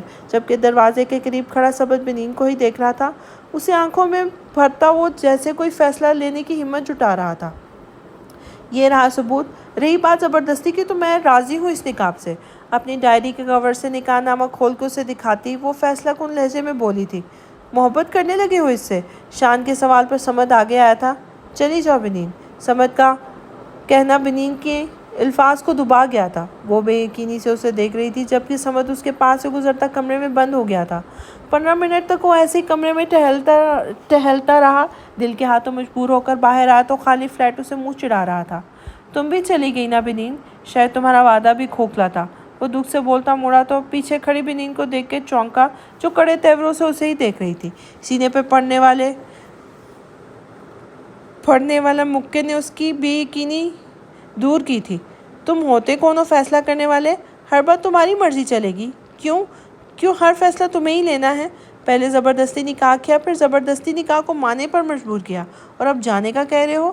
سب مذاق ہے یا میری زندگی مذاق ہے جو تم نے مجھے کھلونا سمجھ لیا ہے؟ اپنی شکل مت دکھانا مجھے تم۔ اسے دھکا دیتی ہوئی مڑ کر کمرے میں بند ہو گئی تھی۔ سمد اپنے سینے پہ ہاتھ رکھ کے ویسے کھڑا تھا جب کمرے کے بند ہونے پر دھیما سا مسکرایا تھا۔ بنین، وہ دروازے کے پاس آ کر بولا تھا، ارادہ اسے منانے کا تھا۔ دفع ہو جاؤ یہاں سے، وہ اندر سے بولی تھی۔ انداز ایسا تھا گویا کہ سمد کے سامنے آتے اس کا سر پھوڑنے میں وقت نہ لگائے۔ وہ وہیں دروازے سے ٹیک لگائے کھڑا ہو گیا تھا، البتہ اب مسکرا رہا تھا۔ دوسری جانب کار ڈرائیو کرتا شان خاموش تھا، ذہن میں بنین کا جملہ گونج رہا تھا۔ تم نے پوچھا تھا اس سے محبت کرنے لگی ہوں؟ اگر میں ہاں کہوں تو تب بھی ایک اچھے دوست اور بھائی کی طرح مجھے سپورٹ نہیں کرو گے؟ وہ تلخی سے مسکرایا تھا۔ شان، عطرت بیگم نے اسے پکارا تھا۔ وہ دونوں ہی اس کے خاموشی سے آنے پر حیران تھے۔ ان دونوں کے غموں میں بہت شناسائی تھی ماما، جو انہیں ایک دوسرے کے قریب لائی تھی۔ میں نے بہت مان سے میرا ساتھ مانگا تھا اس سے۔ میں خود غرض بن کے ان دونوں کی آخری امید نہیں توڑ سکتا تھا۔ شان نے مسکرانے کی کوشش کی تھی۔ وہ امانت تھی ابتسام کی۔ میں خوش ہوں ہم نے اس کی امانت میں کوئی کھوٹ نہیں کی۔ مدثر صاحب کی بات پر شان کچھ نہیں بولا تھا، البتہ وہ آنکھ سے نکلے آنسوؤں کو گردن موڑ کر اپنے بازو سے صاف کر گیا تھا۔ تم گئے نہیں ابھی تک؟ ہادی گھر پہنچا تو مراد کو صحن میں ٹہلتے پایا۔ انکل آ رہے ہیں شام تک عروسہ کو لینے، تو ان کے ساتھ ہی جاؤں گا، مراد نے آگاہ کیا تو وہ سر ہلاتا کمرے کی جانب بڑھ گیا تھا جہاں عروسہ حوریہ کے سرہانے بیٹھی تھی۔ ہادی کو دیکھ کر اس نے گھوری سے نوازا تھا اور وہ اسے اگنور کرتا حوریہ کے پاس جا کر بیٹھا تھا۔ عروسہ کھڑی ہو گئی تھی۔ حوریہ بچے، کبوتر کی طرح آنکھیں بند کر لینے سے تم سچائی سے بھاگ نہیں سکتی۔ اسے جانا ہی تھا، اگر وہ نہ جاتا تو اس کی زندگی کی مشکلات بڑھ جاتی۔ اس نے قتل کیا تھا اور اس کا اعتراف بھی۔ عدالت اسے سخت سزا سناتی۔ وہ آہستہ آہستہ بول رہا تھا جبکہ وہ 2 دن سے آنکھوں کو بند کیے لیٹی حوریہ کی آنکھوں سے آنسو جاری تھے۔ وہ زندہ تو ہوتا بھائی۔ وہ آنکھیں کھولتی اس کے سینے پر سر رکھ کے سسک اٹھی تھی۔ ہادی نے اس کے سر پہ ہاتھ رکھا تھا۔ میں نے اسے جانے کو کہا تھا بھائی، میری غلطی ہے۔ اگر میں اسے جانے کا نہ کہتی تو وہ کبھی نہ جاتا۔ میں نے اس کی محبت کو بے مول کر دیا تھا بھائی۔ وہ اپنے دل کا غبار نکال رہی تھی۔ ہادی نے اسے رونے دیا تھا۔ وہ چاہتا تھا حوریہ نارمل ہو جائے۔ اگلے دن عروسہ الوداع لیتی وہاں سے چلی گئی تھی۔ وہ جانا نہیں چاہتی تھی لیکن ماں کی طبیعت کو سن کر وہ رک نہیں پائی تھی۔ 1 ماہ بعد، حوریہ دروازہ اچھے سے بند کر لینا، مجھے آنے میں دیر ہو جائے گی۔ قرآن پاک پڑھتی حوریہ احتیاط سے قرآن پاک بند کر کے دروازے تک آئی تھی۔ دروازہ بند کر کے وہ واپس کمرے میں آئی تھی تو اس کا فون بج رہا تھا۔ کیسی ہو لمز؟ وہ فون اٹھا کر ٹھہرے ہوئے لہجے میں بولی تو لمز نے گہری سانس لی تھی۔ میں ٹھیک ہوں، تم سناؤ، اور بھائی صاحب کیسے ہیں؟ لمز نے اپنے انداز میں پوچھا تو دھیما سا مسکرائی تھی۔ ٹھیک ہے وہ بھی، تمہارا بھی پوچھا ہے میں نے، لمز نے کیا تو حوریہ نے آئینے میں خود کو دیکھا تھا۔ میں کیسی ہوں؟ بالکل ٹھیک ہوں، ہٹی کٹی۔ وہ مصنوعی ہنسی ہنسی تو لمس بھی اداس ہو گئی تھی۔ اچھا، جو بات کرنے کے لیے فون کیا تھا وہ تو سنو۔ لمس نے اسے پھر سے اداس ہوتا محسوس کیا تو بات بدلی تھی۔ عروسہ کو تمہارے بھائی کی پسند بالکل پسند نہیں آئی، اس لیے وہ اپنے اس پاگل دوست کے ساتھ جا کر شادی کا جوڑا لے آئی ہے۔ لیکن بھائی کی پسند بھی اچھی ہے۔ حوریہ کا دھیان بٹانے میں وہ کامیاب ہو گئی تھی۔ رہنے بھی دو اپنے بھائی کو، ویسے شادی کا جوڑا پیارا ہے بہت، مجھے لگا نہیں تھا کہ اس نمونے کی پسند اتنی اچھی ہوگی۔ وہ مراد کا ذکر اتنے اچھے لفظوں میں کر رہی تھی کہ حوریہ ہنس پڑی تھی۔ اچھا، میں 2 دن تک آ جاؤں گی۔ لمس نے اپنے کان میں تنکے کو جاتے دیکھ کر چبھاتے ہوئے انداز میں لفظ ادا کیے تھے اور پھر فون بند کر کے دائیں جانب موڑی تھی، جہاں ہاتھ میں مزید تنکے لیے چہرے پر معصومیت سے جائے شارق کھڑا تھا۔ کان کے دروازے کھول کر یہاں سے سونا نکالنا چاہتے ہو؟ اس نے شارق کو گھورتے ہوئے پوچھا تو معصومیت سے اس نے نفی میں سر ہلایا تھا۔ اتنی معصوم شکل بناتے ہو، تمہیں خدا کا خوف نہیں آتا؟ مجھے ہٹلر بنایا ہوا ہے۔ وہ منہ بگاڑتی دوسری جانب مڑی تو دیوار پر اپنے ہی بنائے گئے اینگری برڈ کے نیچے شارق کے نام کو کاٹ کر اپنا نام لکھ دیا اور غصے سے پلٹی تھی جب ہی شارق نے آگے بڑھ کے اس کے گرد اپنا حصار بنا لیا تھا۔ وہ نرمی سے اس کے بالوں میں ہاتھ پھیرنے لگا تو لمس نے اپنے ہاتھ پیچھے لے جاتے اس کی کمر کے گرد باندھے تھے۔ جتنی محبت جتانی ہے جتا لو، مگر مجھے کراچی جانا ہے اور وہ بھی پورے 1 ہفتے کے لیے، لمس نے سنجیدگی سے کہا تو شارق نے برا سا منہ بنایا تھا۔ یار لمس، کچھ تو خیال کر لو میرا، میں کیسے رہوں گا اتنے دن تمہارے بغیر؟ وہ اسے مزید خود میں سموتے ہوئے بولا تو لمس نے اس کی کمر میں چٹکی کاٹی تھی۔ تو میرا دم نکال کر یہاں ہی سمادھی بنا دو میری۔ شارق نے گرفت ڈھیلی کی تو وہ غصے سے بولی تھی، محبت سے تاج محل بناؤں گا تمہارے لیے۔ شارق نے اسے پیچھے کرتے ہوئے اس کے ماتھے پر لپٹ رکھتے ہوئے کہا تو لمس مسکرائی تھی۔ اچھا، کب بنواؤ گے؟ اس نے اشتیاق سے پوچھا تو شارق نے دروازے کی جانب قدم بڑھائے تھے۔ جب شاہجہاں نے بنوایا تھا تب وہ آنکھ ونک کر کے بول کر کمرے سے نکل گیا تھا۔ لمس کو بات سمجھ آئی تو اس کے پیچھے ہی کمرے سے نکلی تھی، مگر وہ گھر کا دروازہ عبور کر گیا تھا۔ میں نے اسے بہت ڈھیل دے دی ہے۔ وہ خود سے ہی بات کرتی واپس اندر آئی تھی۔ جب اس کی نظر اینگری برڈ پر پڑی تو ہنسنے لگی تھی۔ پیپرز ختم ہوتے ہی وہ خود واپس آ گئی تھی۔ اس کا واپس آنا ہی شارق کو معافی کی نوید سنا گیا تھا۔ گزرے دنوں میں جب شارق نے لمس کو اپنی محبت کی گہرائی سے روشناس کروایا تھا، وہیں لمس نے اسے ناکو چنے چبوانے میں کوئی کسر نہیں چھوڑی تھی۔ باسط کے ساتھ شارق کے تعلق کی مضبوطی نے اسے شارق کے دوسرے پہلو متعارف کروایا تھا۔ وہ بلا تردد سب کو کہتی تھی کہ اس کا شوہر ڈبل پرسنالٹی رکھنے والا انسان ہے۔ وہ سر جھٹکتی الماری کی طرف بڑھ رہی تھی تاکہ شارق کے کپڑے پریس کر سکے۔ کیسی لگ رہی ہوں میں؟ دلہن کے لباس میں وہ مکمل تیار دونوں ہاتھوں سے سر پہ ڈالے گھونگھٹ کو پکڑے کھڑی مراد سے پوچھ رہی تھی۔ مراد نے ایک نظر اسے اوپر سے نیچے تک دیکھا تھا اور پھر اس کے گرد چکر لگاتے اسے دیکھنے لگا تھا۔ لگ تو اچھی رہی ہو، بس ایک تلوار کی کمی ہے، بالکل رضیہ سلطانہ لگو گی، مراد نے اچھے سے اسے دیکھ کر کہا تو اس نے گھونگھٹ میں سے ہی مراد کو گھوری سے نوازا تھا۔ چالیرا دوپٹے کی گھونگھٹ سے وہ باقاعدہ اسے گھورتی ہوئی نظر آئی تو اس نے کندھے اچکائے تھے۔ اصل تعریف کی تھی میں نے، مگر تمہیں وہ شاعرانہ تعریف ہی سننی ہے، مراد منہ بگاڑ کر کہتا اس سے ساتھ لیے پارلر سے باہر آیا تھا۔ خالہ سے کہوں گی تمہیں شادی کسی پاگل لڑکی سے کرے، جب وہ تمہارے بال نوچا کرے گی نا، تب شاید تمہارا اس دماغ کو کچھ ہوا لگے۔ مستقبل کے نقشے کو تصور کرتے مراد کا ہاتھ سر پہ فوراً گیا تھا۔ اس کا ہونک ذرا چہرہ دیکھ کر عروسہ ہنستی چلی گئی تھی۔ اسے اس طرح ہنستے دیکھ کر مراد نے مسکراتے ہوئے اسے دیکھا تھا۔ ایک بات کہوں تم سے؟ میں کہہ نہیں پایا مگر آج کہنا چاہتا ہوں۔ مراد کی اتنی سنجیدگی سے کہنے پر عروسہ نے ناسمجھی سے اسے دیکھا تھا۔ میں بہت محبت کرتا ہوں تم سے۔ پہلے اس بات کا احساس نہیں ہوا تھا، مگر جب تم مجھ سے دور ہوئی تو ہر پل میں نے ہمارے رشتے کے بارے میں سوچا۔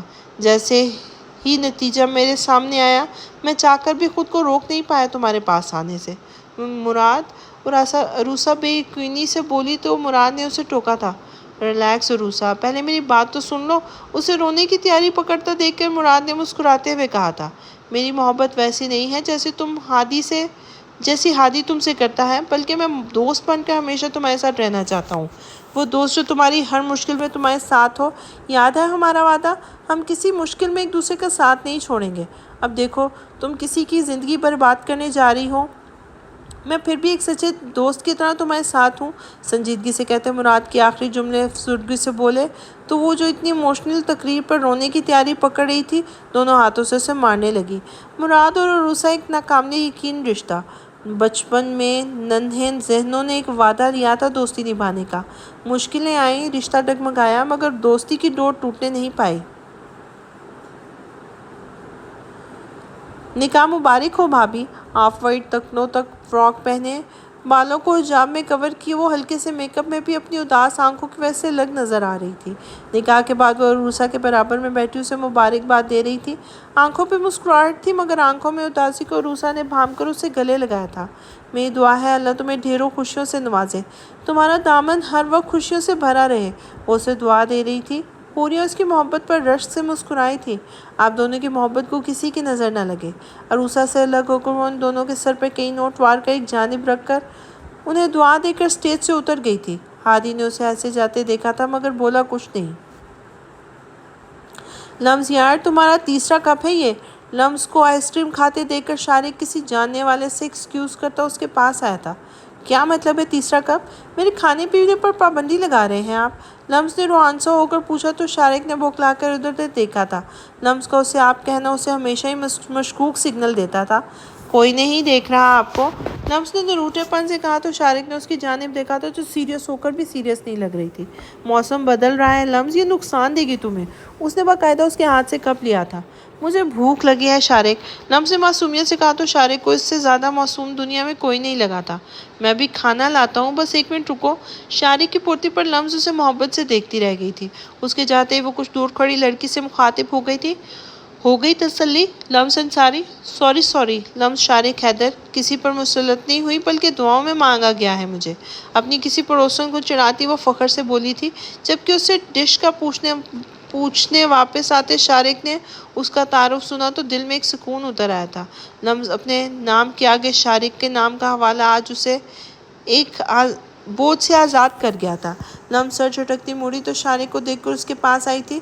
مسٹر شارق حیدر آپ کی مسز کو بھوک لگی ہے، اگر دل نے ڈانس بند کر دیا ہو تو چلیں۔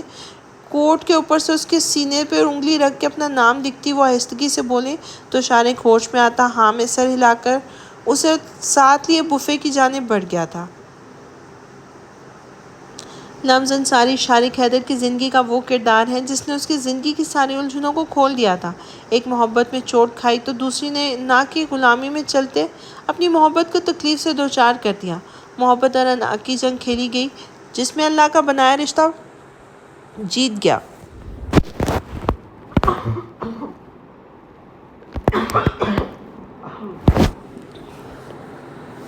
Excuse me. یہ کمرے کا اندرونی منظر تھا جہاں ٹیبل پر چائے کے خالی کپ موجود تھے۔ بیڈ پر کتابوں کا ڈھیر پھیلائے ابیہ بیٹھی تھی جس کے ہاتھوں میں بھی ایک چائے کا کپ موجود تھا جس سے وہ چسکیاں بھر رہی تھی۔ کمرے کے دروازے میں کھڑا باسط آنکھیں چھوٹی کیے اسے دیکھ رہا تھا۔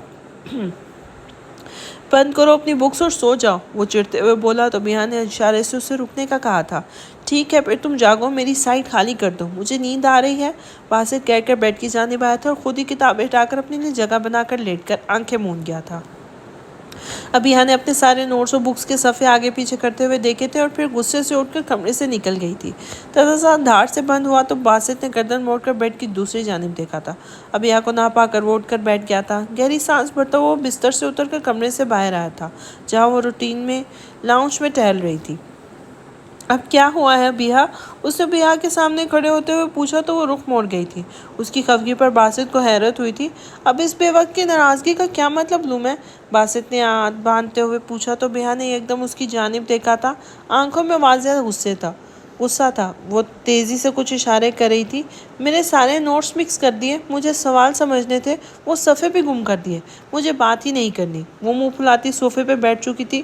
باسط نفی میں سر ہلا گیا تھا۔ اب میں سمجھا دیتا ہوں سب سوال، وہ زبردستی اسے کھڑا کرتا بولا تو ابیہ نے بازو چھڑوائی تھی۔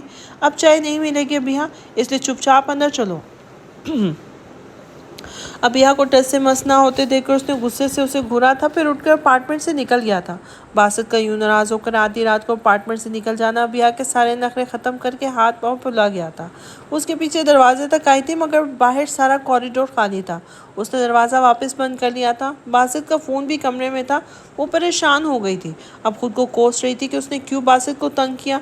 वो बेचैनी से लाउंज में टहलने लगी थी, बार बार उंगलियां मरोड़ रही थी।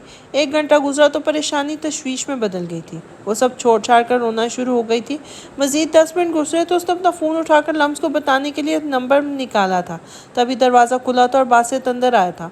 बासित को देखते हुए फ़ोन सोफे पर फेंकते उसकी जानिब लपकी थी। बिना ये देखे कि सोफा फ़ोन से टकरा कर ज़मीन बोस हो गया था, वो भागकर बासित के सीने से लगती रोने लगी थी। जितनी तेज़ी से वो उसके सीने से लगी थी, बासित के हाथ में पकड़ा दूध का डब्बा उसके हाथ से छूटकर फर्श पे गिरा था और दूध बहता चला गया था। बासित ने अफसोस से उसकी जानिब देखा था। अब मैं दोबारा हरगिज़ नहीं जाऊंगा दूध लेने, बासित ने थके लहजे में कहा तो बिहा पीछे को हुई थी। नीचे गिरे दूध को देखकर उसने मस्कीन शक्ल बनाए बासित को देखा था, जिसके चेहरे पर अफसोस था। अभी ना पढ़ने के दौरान जितनी बार चाय पी थी, दूध खत्म हो गया था। उसकी जिद थी चाय मजीद पीने की, जबकि बस बासित का कोई इरादा नहीं था आधी रात को बाहर से दूध लाने का। मगर बिहा को मानते ना देखकर वो ढूंढ कर दूध लाया था, जो बिहा ने अपनी जज्बातियत में ज़ाया कर दिया था। नहीं चाय पीनी, अबिया ने इशारे से उसे कहा और उसे साथ के कमरे की जानिब बढ़ी थी। बासित की नींद से भरी आंखें देखकर उसे अपनी जिद पे गुस्सा आया था। सोफे करीब रुक कर बासित के कदम रुके थे। अपने मोबाइल को ज़मीन पे गिरा देकर बिहा का हाथ मुंह तक गया था। बासित ने झुककर फ़ोन उठाया था और फिर उसकी स्क्रीन देखकर एक नज़र बिहा पर डाली थी, तो जबरन मुस्कुराई थी। वो नफ़ी में सर हिलाता कमरे की जानिब बढ़ गया था। अबिया के अंदाज पर हंसी थी, उसके अंदाज पर हंसी थी। बासित और बिहा की मोहब्बत जो अबिहा की आंख से बहते आंसू को देखकर बनी थी। बासित का सुलझा अंदाज और समझदारी उसकी मोहब्बत के सामने पर कहीं नहीं चली जाती थी। वो सबके सामने कुछ हो रही था, तो बिहा के लिए उसके नखरे उठाने वाला उसका महबूब शौहर था। हमने उसे यहाँ लाकर सही फैसला किया है ना, बिनी ने पार्टी थ्रो की थी, क्योंकि समन ने उसकी बात मानकर सियासत में जाने का इरादा तर्क कर दिया था। उसने अपनी खुशी में सबको शामिल किया था। हादी अभी कुछ देर पहले समन की अच्छी तरह टांग खींचकर और रूसा के पास आया था, जो दूर खड़े हुरिया को देखकर संजीदगी से बोल रही थी। हादी ने भी उसकी नज़रों के ताकुब में देखा था, जहाँ हुरिया सबसे अलग तक खड़ी थी। अब उसे ज़िंदगी में आगे बढ़ जाना चाहिए चुड़ैल।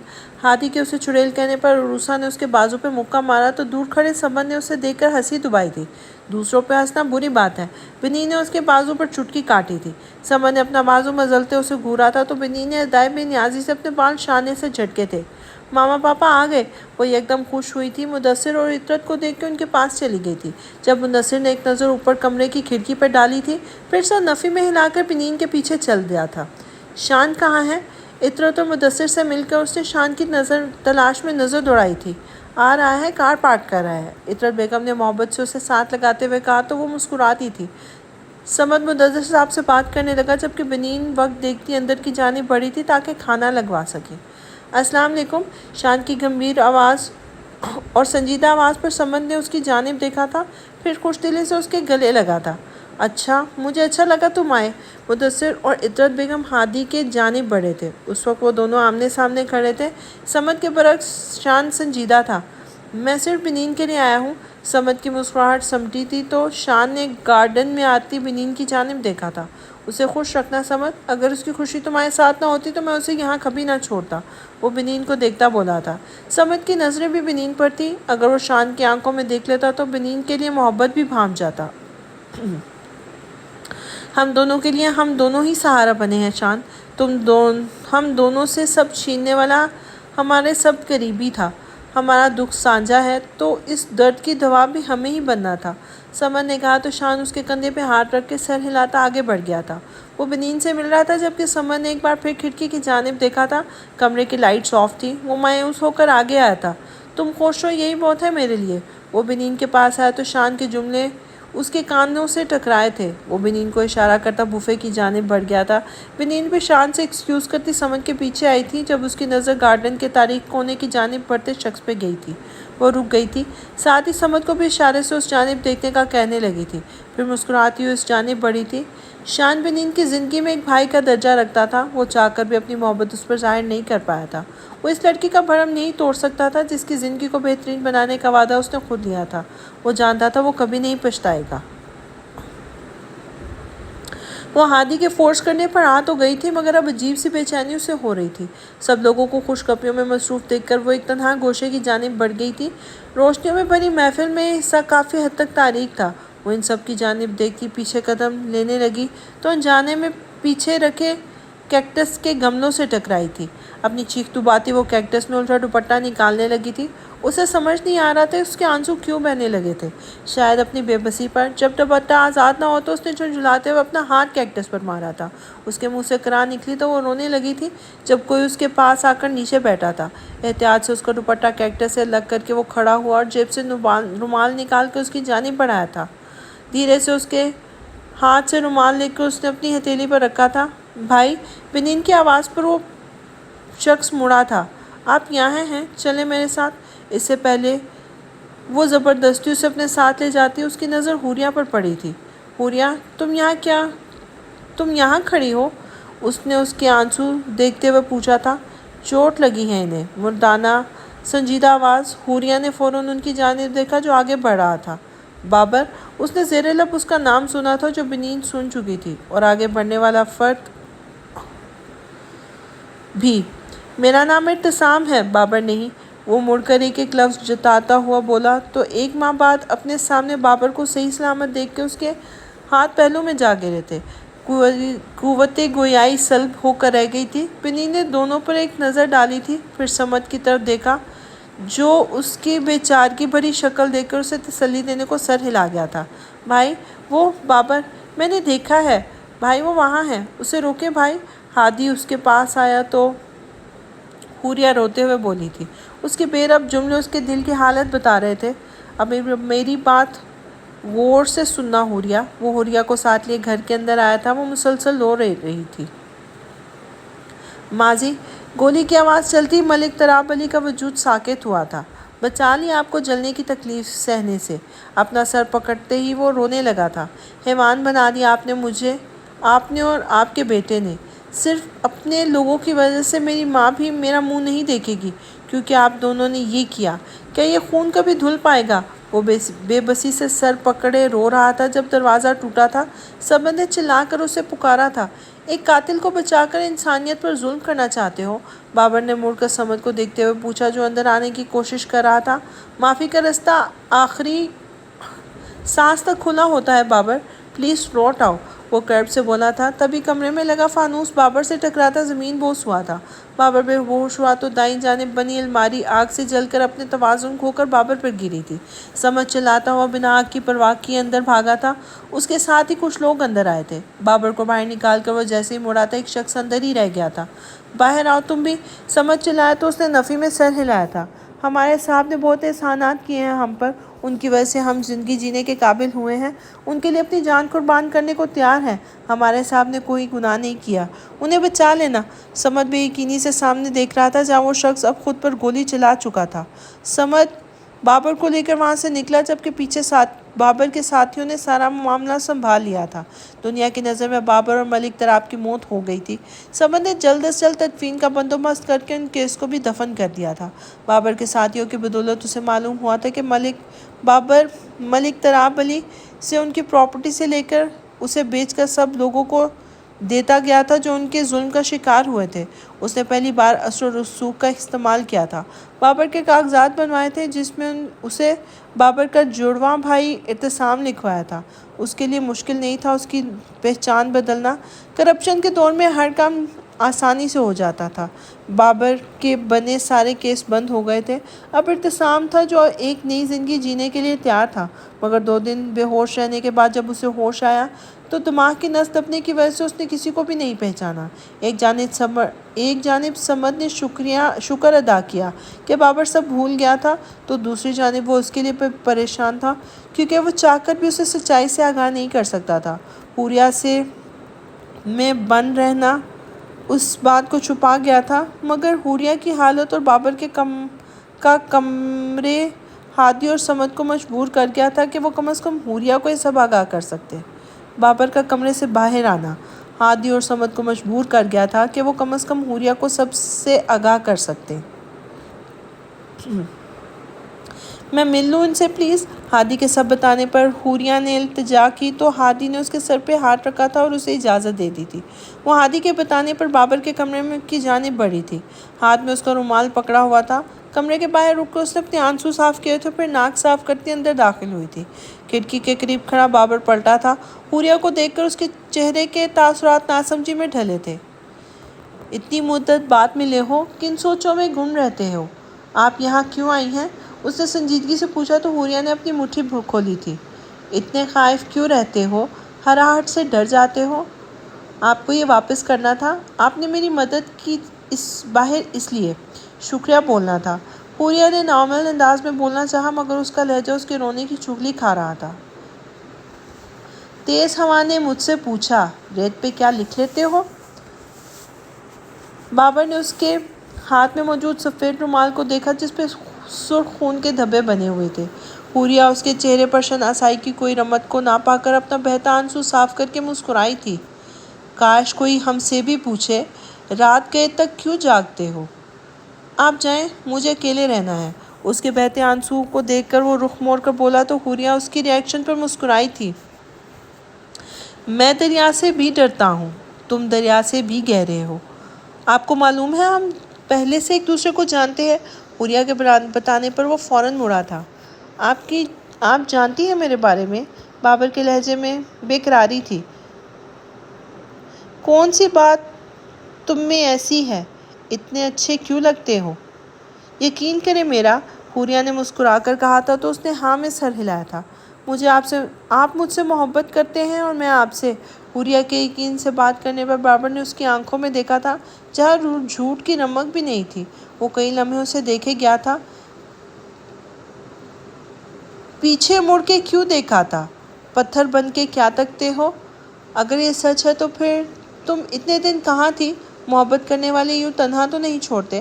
بابر نے 2 قدم آگے آتے ہوئے پوچھا تو حوریہ نے قدم اس کی جانب بڑھائے تھے۔ وہ دونوں بالکل آمنے سامنے تھے۔ زندگی امتحان لے رہی تھی۔ دیکھیں امتحان پاس کر کے آئی ہوں، سب کو بتا کر آئی ہوں کہ آپ کے بنا نہیں رہ سکتی۔ حوریہ نے اپنی ہتھیلی اس کے سامنے پھیلائی تھی۔